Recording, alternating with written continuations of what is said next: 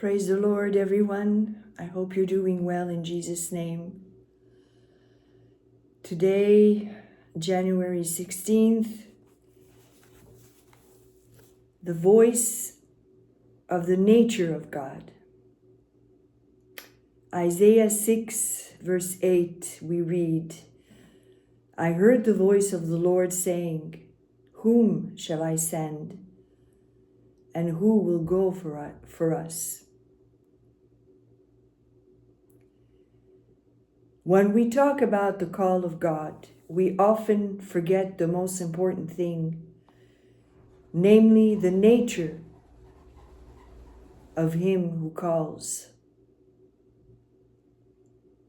There are many things calling each of us today. Some of these calls will be answered and others will not even be heard. The call is the expression of the nature of the one who calls. And we can only recognize the call if that same nature is in us.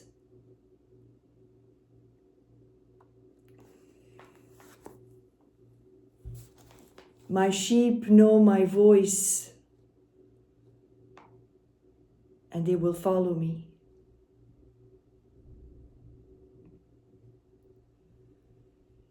If you're a true disciple of Jesus,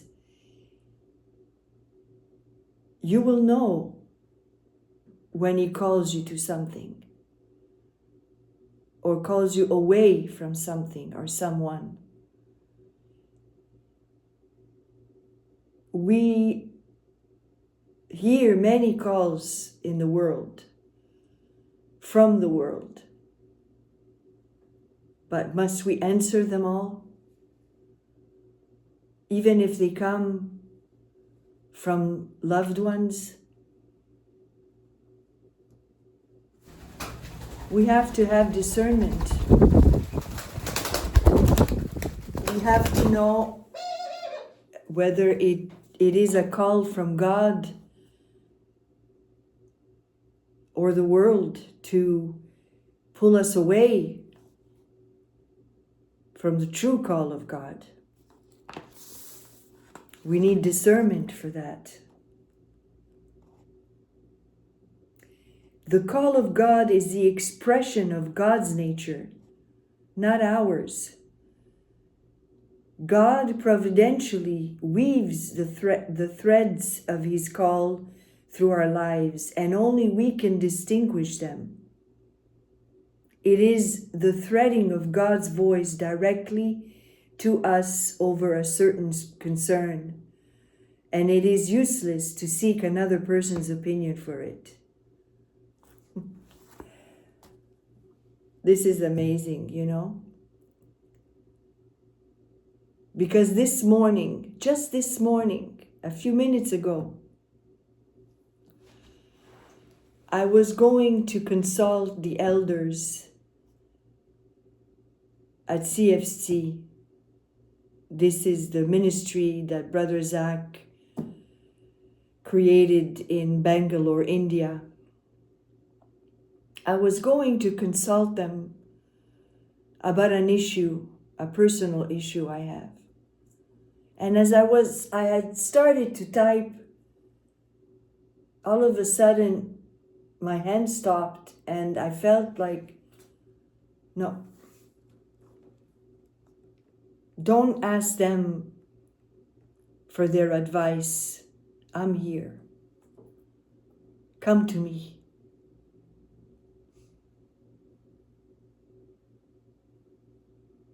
You see?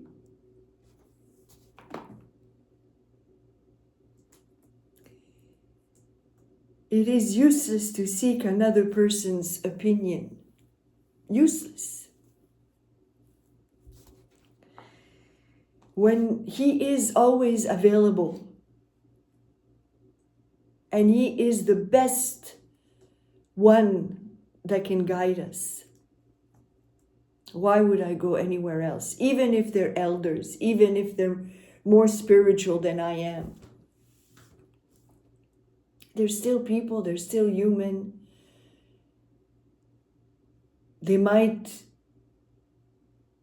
advise me through their own experiences, it will not be as effective as what God Himself can guide me to do. You understand? Our dealings over the call of God should be kept exclusively between ourselves and Him. There you go. So I know by reading this devotional today, which I did not know what it was going to be about, it confirms that God is speaking to me. You see? Because He spoke to me earlier about not writing to CFC, and He's confirming again here through Oswald Chambers' words. My friends, when you have this inner connection with your Heavenly Father, this is how He will speak to you. He will give you answers through other means to show you, I'm always there, I'm always with you, I'm always listening. Stop wondering, stop searching. I'm always here. I know what you're going through. Your inner thoughts, your inner feelings. I know everything. Come to me. Unburden your heart to me. The call of God is not a reflection of my nature. My personal desires and temperament are of no consideration. As long as I dwell on my own qualities and traits and think about what I am suited for, I will never hear the call of God. Of course not. That's right. If I keep thinking that I have the answers, that I can figure things out, or that someone else, if I go to consult a professional, then I will never hear His call. Because He gives us free choice. You prefer to go elsewhere? Fine, go. I told you I was here for you. I told you to come to me, but if you don't want to, I can't force you. That's how much He loves us. Love doesn't force anything. God brings me into the right relationship with Himself. I will be in the same condition Isaiah was. Isaiah was so attuned to God because of the great crisis he had just endured, that the call of God penetrated his soul. This is a very important message to understand. You see, it is when we go through a great crisis in our life and we endure it and we push through it that we become so attuned with Him. Rejoice when you're going through a crisis. When you're going through something really painful, rejoice. It will result in an attunement with God that you could not have had otherwise. Moments in my life when He separated me from everyone.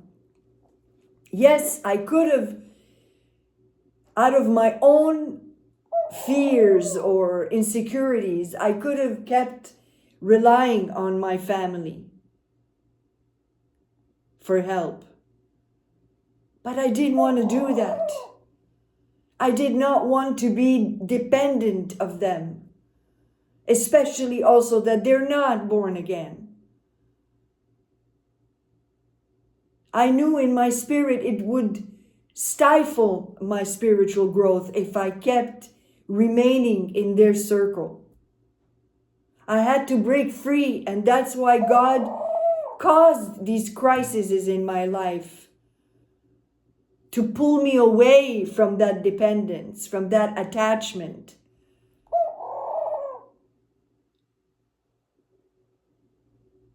And it's very difficult at first because you're so accustomed to have a support system around you. All of a sudden, it's taken away from you, you know? The rug is pulled out from underneath you, and you feel like you're falling in empty space. You don't know where you're going to land, if you're going to be alive when you land. It's a very scary moment. Yes, it is. And I can tell you also, it affected me on a physical level. Fever, shivering in my body. I didn't want to eat anything. I didn't sleep. I was in a complete metamorphosis, my friends. But I knew what was happening. I knew it was a spiritual cleansing in my life. So I did not run to the hospital. I did not run to seek medical help, because I knew this is not a medical issue. This is a spiritual issue. And when God breaks you like that, pieces of you come off. And it affects your physical body as well, because everything that we go through in our life since the day we're born is registered in our body. Did you know that? That our body has memory? In our cells we have memory? We do. I know about this because I studied in the past how to release emotional blockages in the body through massage therapy and so on. So when we go through these crises, my friend, it's a blessing, because it's the only way we're going to be sharpened, to be able to hear His voice right away. It will be like this inner calling to do something or not to do it. Whatever it is, this constant guidance. This is the ultimate security, my friends, in Him. Not in your family, your spouse, your children. Nobody can give you this eternal security. And nobody can take it away from you once you have it. You will not need anybody's opinion. You will not need anybody's advice anymore. This is freedom. This is real freedom. God is the one.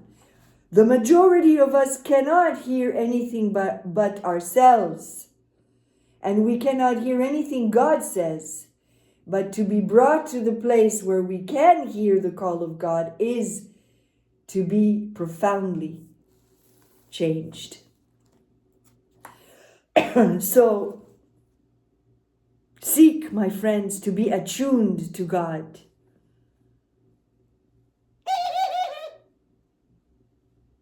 Pray that He will allow you to have this connection, this, indestructible connection.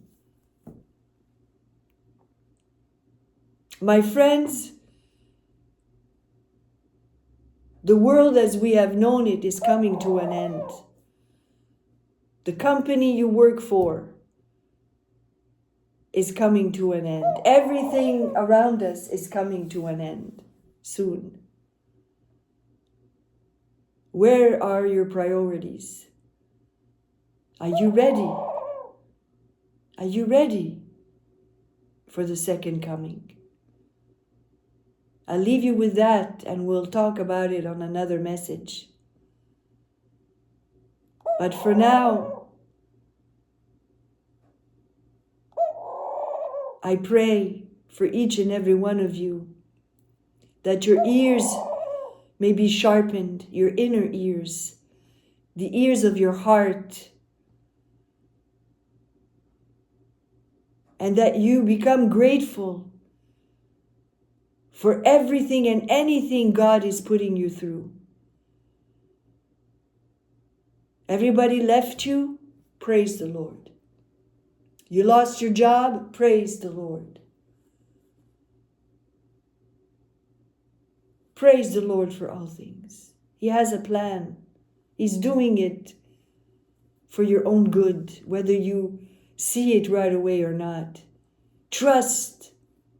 He's calling you closer, closer to Him. Don't run away from it.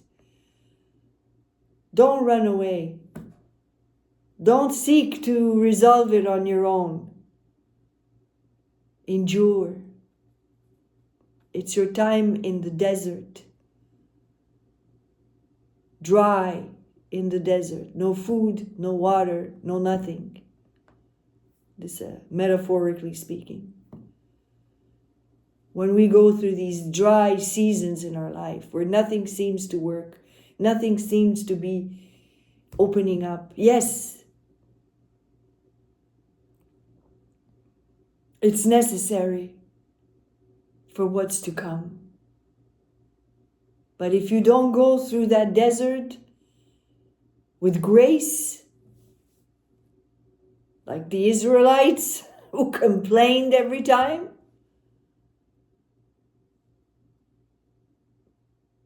you will not receive the promised land. You want the promised land? Say thank you for everything. God bless you.